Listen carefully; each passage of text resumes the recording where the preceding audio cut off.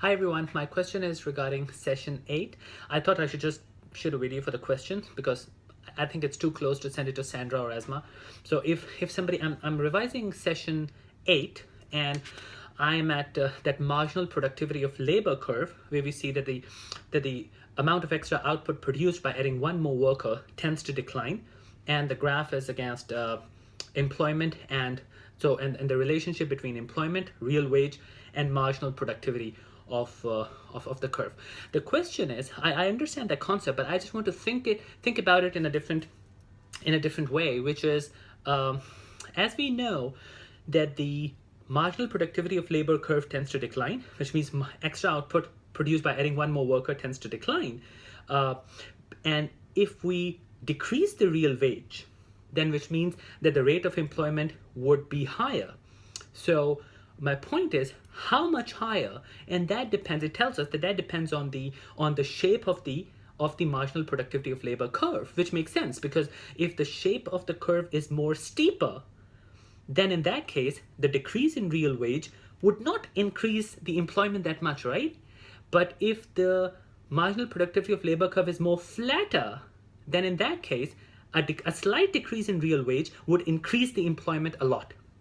So am I right in thinking from that standpoint, from the elasticity standpoint, and can I say that, and it's very interesting, can I say that if the graph is more flatter, which means a slight decrease in real wage would increase the employment a lot, only in that case when the total factor productivity would be higher, because marginal productivity of labor schedule would be flatter only when the extra output produced by adding one more worker would not diminish at an increasing rate. If it was diminishing, then the graph would be steeper. But I'm not talking about the steeper graph. I'm talking about the flatter graph, which means the extra output produced by adding one more worker is not diminishing. And when it would not diminish, only in the case when people are more knowledgeable, workers are more knowledgeable, and total factor productivity is high. That's what I think. So if total factor productivity is higher, marginal productivity of labor curve would be more flatter. And if marginal productivity of labor curve is flatter, then if you decrease the real wage a little bit, the employment rate would go very high. Which means that, can I say that the